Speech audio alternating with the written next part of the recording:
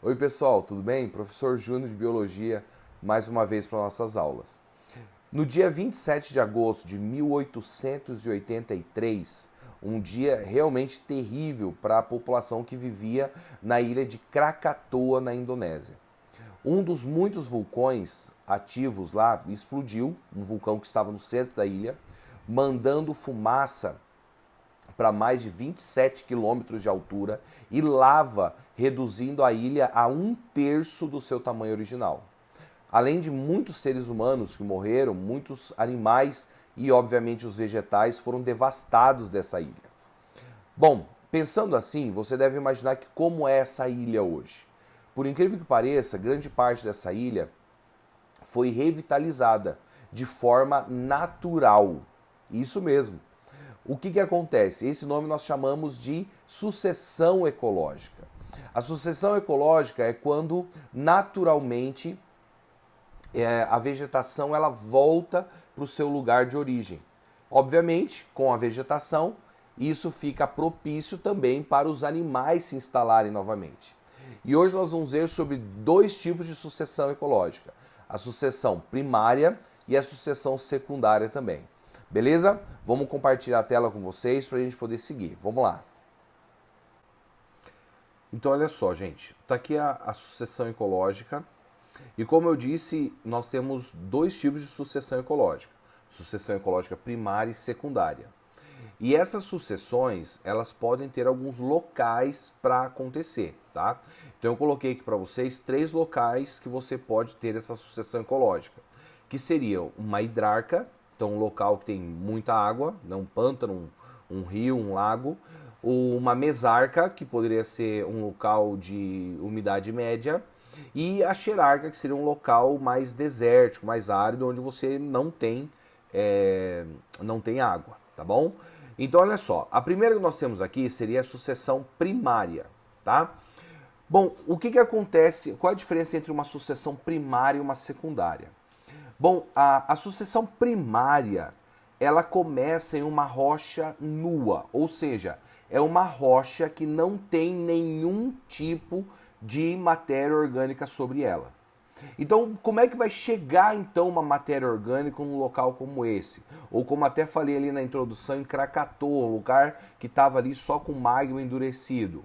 Você pode ter animais que trazem ali como insetos, animais voando, animais andando, trazendo uma semente, uma coisa ou outra, tendo condições, vai crescer a matéria viva ali.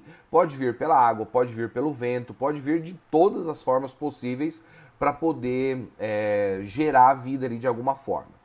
Então, vamos supor que de alguma forma chegou ali pelo vento, pela água, algas, alguns esporos de fungos e surgem ali os primeiros líquens, por exemplo.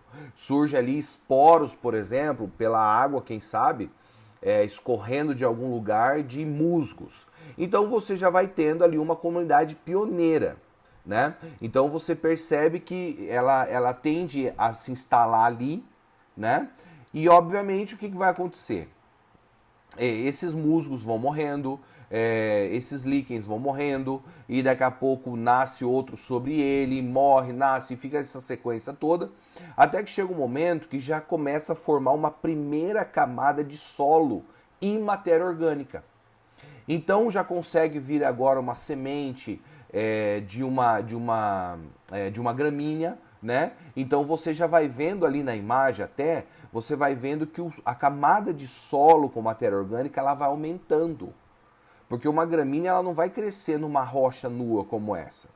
E aí, isso daí a mesma coisa, essas gramíneas elas vão morrendo, vai caindo ali, vão sendo decompostas, né? Vão tendo fungos e bactérias que vão chegando, vão se instalando também e vão criando a decomposição, vão misturando essa matéria orgânica toda no solo, né? E aí você vai tendo o aumento desse solo de matéria orgânica com o aparecimento de gramas já maiores, de ervas, né?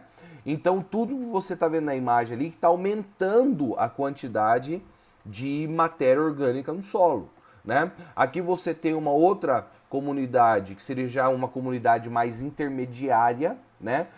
As primeiras ali, musgos e líquens, são as chamadas comunidades pioneiras, são aquelas que se instalam primeiramente numa rocha nua. Aqui nós já estamos, por exemplo, com uma comunidade intermediária. Então, obviamente, a partir do momento que teve a instalação de fungos, né, de líquens e briófitas, você já começa a trazer para esse lugar também alguns animais. Alguns animais vão ver que ali tem lugar para se reproduzir, para se alimentar, para abrigo. Então eles começam a entrar também. Quando chega na comunidade clímax, a comunidade clímax ela mostra simplesmente que já atingiu o seu padrão máximo de espécies, o seu padrão máximo, tanto espécies vegetais quanto animais também. Então ela já está na comunidade final, tá?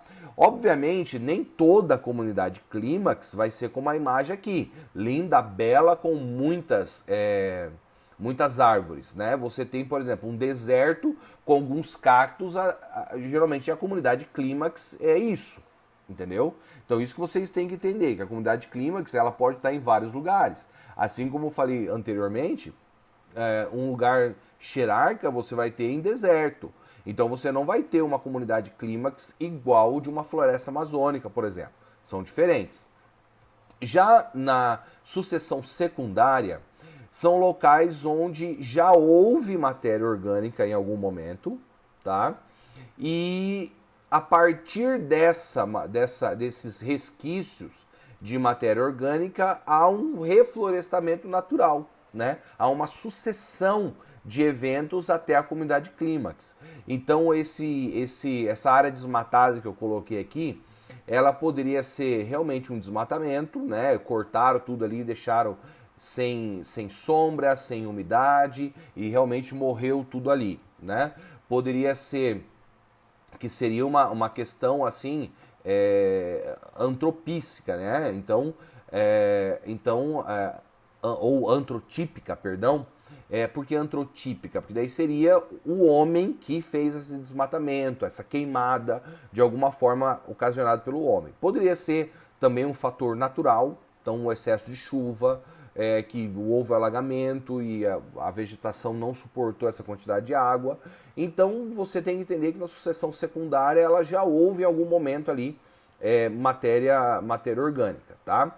Então da mesma forma você tem ali o renovamento de gramíneas. Então você já tem ali uma comunidade pioneira, tá? Claro que aqui a gente já está falando de um solo com uma certa matéria orgânica.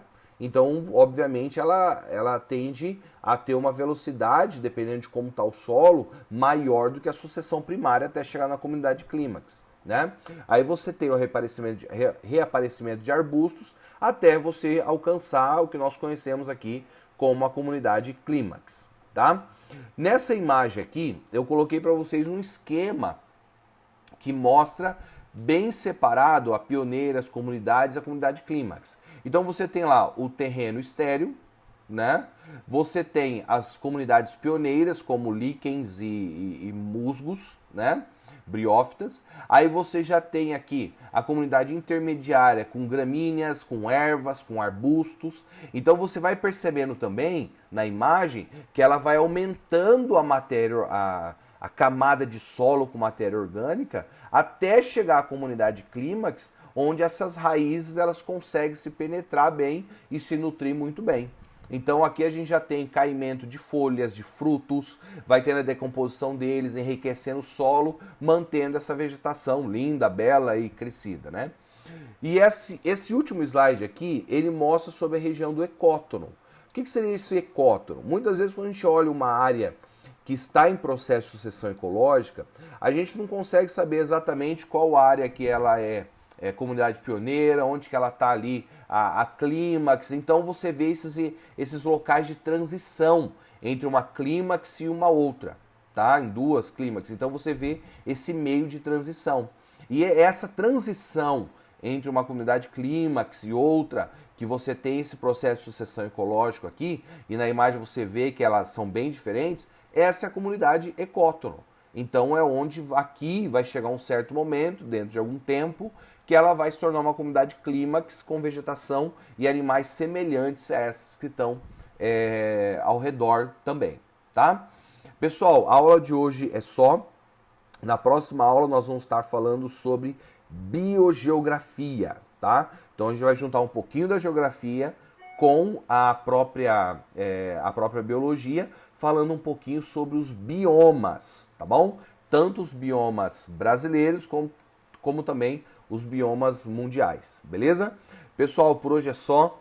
Um ótimo dia de estudo para vocês e até mais. Valeu!